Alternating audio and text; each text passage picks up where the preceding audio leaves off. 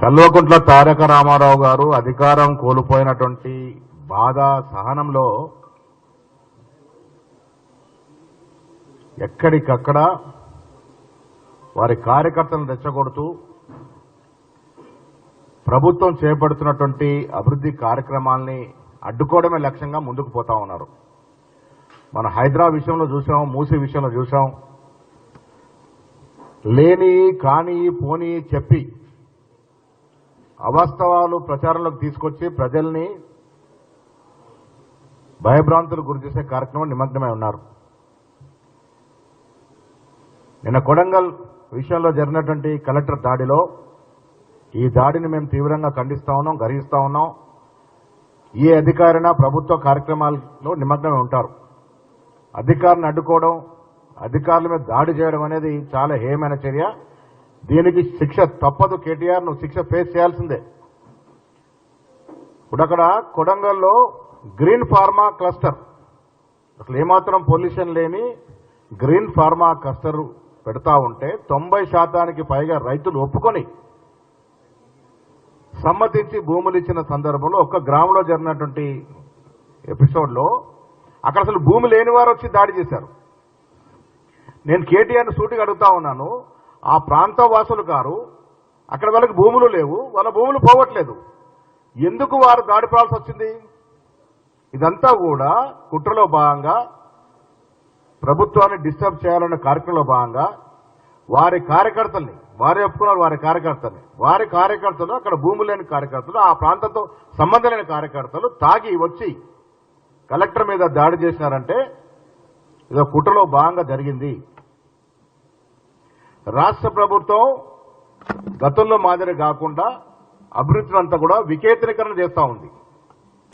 గతంలో హైదరాబాద్కే కేంద్రీకృతమైనటువంటి అభివృద్ధి పలు ప్రాంతాలకు విస్తరించాలని క్లస్టర్లుగా విభజించి పలు ప్రాంతాల్లో అభివృద్ధి కార్యక్రమాలు కంపెనీలు తీసుకొస్తా ఉంటే వీరు ఓర్వలేక ఈ రకమైనటువంటి దాడులకు పాల్పడుతున్న విషయాన్ని తీవ్రంగా ఖండిస్తా ఉన్నాం. వాస్తవాలు బయటకు వచ్చాయి. ఐజీ గారు, పోలీస్ డిపార్ట్మెంట్ జరిగిన ఇన్వెస్టిగేషన్ లో కేటీఆర్ ఫోన్ కాల్ పోయిన తర్వాతే నరేందర్ రెడ్డి గారు వారి కార్యకర్తల్ని రెచ్చగొట్టి ఉసిగొల్పి కలెక్టర్ మీద దాడికి పాల్పడ్డారు. కాబట్టి దీంట్లో మొదటి ముద్దాయి కేటీఆర్ఏ. మేము ప్రభుత్వాన్ని విజ్ఞప్తి చేస్తా ఉన్నాం, దీంట్లో ఎవ్వరిని కూడా వదలడానికి వీల్లేదు. ప్రభుత్వ కార్యక్రమాల్ని, సంక్షేమ కార్యక్రమాలు అడ్డుకున్నాడు ఎవరైనా నేరస్తుడే. కేటీఆర్ దీంట్లో భాగం ఉంది కాబట్టి ప్రభుత్వం దీని మీద నిష్పక్షపాతంగా స్పష్టంగా ఇన్వెస్టిగేషన్ చేసి చర్యలు తీసుకోవాల్సిందే. అభివృద్ధి విషయంలో కాంగ్రెస్ ప్రభుత్వం కాంప్రమైజ్ లేదు, సంక్షేమ ఫలాల పంపిణీ విషయంలో కాంప్రమైజ్ లేదు. ఇలాంటి శక్తులు, నాయకులు ఎవరొడ్డొచ్చినా ఈ రాష్ట్రంలో జరుగుతున్న అభివృద్ధి ఆగదు, సంక్షేమం ఆగదు. ఒడ్డు వస్తే చర్యలు కూడా తప్పవు. ప్రజలు కూడా అర్థం చేసుకోవాలి. నేను ప్రజలకు విజ్ఞప్తి చేస్తా ఉన్నాను, అక్కడ జరిగిన దాడి సంఘటనలో ఆ ప్రాంతవాసులు గారు అక్కడ వాళ్ళకు భూములు లేవు, వారికి నొప్పేంటి బాధేంటి? రైతులు గారు ఎందుకు దాడికి పడవలసిన అవసరం వచ్చింది?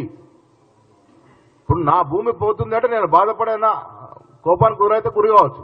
నాకు భూమి లేదు, నేను రైతును కాదు, అక్కడ నాకు సంబంధం లేదు. సో అలాంటి వ్యక్తులు దాడి చేశారంటే కుట్ర, ఉద్దేశపూర్వకంగా ఈ ప్రభుత్వాన్ని డిస్టర్బ్ చేయాలనే తంత్రంలో మార్గంగానే జరిగింది. తప్పకుండా ప్రభుత్వం దీని మీద తగు చర్యలు తీసుకోవాల్సిందిగా విజ్ఞప్తి చేస్తా ఉన్నాం.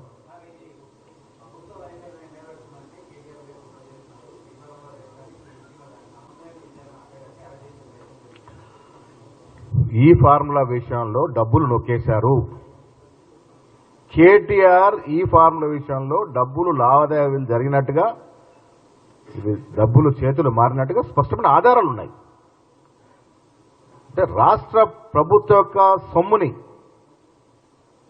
ఒక పద్ధతి పాటు లేకుండా ఇబ్బడి ముబ్బడిగా కాజేస్తే ఇంకా ఊరుకోవాలా? ప్రజలు మమ్మల్ని ఎందుకు అధికారం తీసుకొచ్చారు? వీళ్ళ దోపిడిని అరికట్టాలని కదా, వీరు దోచుకున్న సొమ్మును తిరిగి రాబట్టాలని కదా. మరి అలా సొమ్ము దోచుకొని బాజాప్తా దాంట్లో స్పష్టమైన తర్వాత కూడా చర్యలు ఉండకుంటే ప్రజలు మమ్మల్ని క్షమించారు కదా.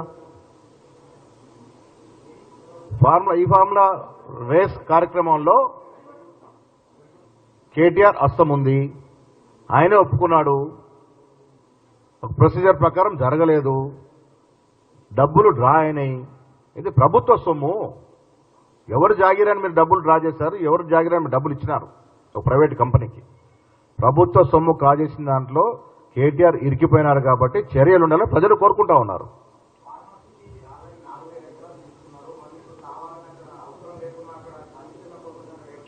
చాలా తప్పు. తెలంగాణ ఉద్యమం ఎందుకు వచ్చింది? అభివృద్ధి అంతా కూడా కేంద్రీకృతమై హైదరాబాద్లో జరిగింది కాబట్టి తెలంగాణ ఉద్యమం వచ్చింది. మా ఉద్దేశం అభివృద్ధి అనేది నలుమూలలో వ్యాపించాలి, రాష్ట్రం మొత్తంగా అభివృద్ధి జరగాలి. ఒక హైదరాబాద్లోనే కాదు, అటు ఆదిలాబాద్లో కానీ, ఇటు ఖమ్మంలో కానీ, ఇటు కొడంగల్లో కానీ ప్రతి చోట ఏదో ఒక అభివృద్ధి కార్యక్రమం జరగాలి.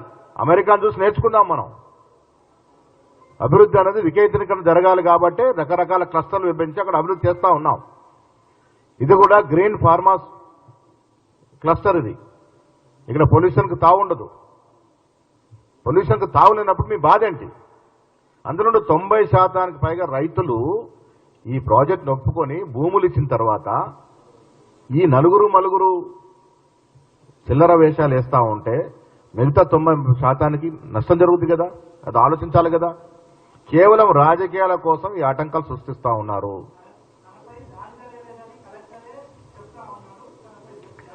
వీడియోలో బాజాప్తా కనబడతా ఉంది. కలెక్టర్ని ఏ విధంగా తోశారు, ఏ విధంగా తోపులాట జరిగింది, ఏ విధంగా కారులో ఎక్కించారు మనం చూస్తూ ఉన్నాము. వీడియోలు సాక్ష్యాలు కనబడతా ఉన్నాయి కదా. ఏది ఏమైనా అధికారుల మీద దాడులు జరగడం అనేది ఏహేమైన చర్య. అది ఏ ప్రభుత్వంలో కానీ ఎవరు చేసినా తప్పే. అది ఎవరు ప్రోత్సహించినా, ఎవరు రెచ్చగొట్టినా అది తప్పే. పోలీస్ ఇన్వెస్టిగేషన్ ప్రకారం ఎవరు దోషులుగా తేలితే వారి మీద చర్యలుంటాయి. మేము కోరుకునేది కూడా, ప్రభుత్వాన్ని వినియోగించేది కూడా, తప్పు ఎవరు చేసినా ఉపేక్షించవద్దని.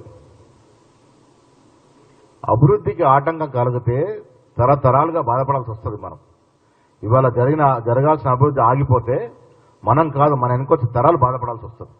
అది గ్రహించుకొని ముందుకు పోవాలి. రాజకీయాలు చేయండి, రాజకీయాలు మాట్లాడండి. మేము తప్పులు చేస్తే నిలదీయండి, మేము సరిదిద్దుకోవడం సిద్ధంగా ఉన్నాం. రేవంత్ రెడ్డి ముఖ్యమంత్రి గారికి భేషజాలు లేవు. ఏదైనా తప్పులు జరిగితే కూడా మేము సరిదిద్దుకుంటాం. ఇది స్పష్టంగా రేవంత్ రెడ్డి గారు, భట్టి గారు చెప్పడం జరిగింది. సో ఏది లేకుండా కేవలం రాజకీయాల కోసం, మీ అవసరాల కోసం ప్రజల్ని వాడుకుంటాము, ప్రజల్ని రెచ్చగొడతాము, అభివృద్ధిని ఆటుకుంటాము అంటే మాత్రం ఉపేక్షించేది లేదు. ఇది ప్రభుత్వం యొక్క స్పష్టత అనే మాట కూడా నేను స్పష్టం చేస్తా ఉన్నాను.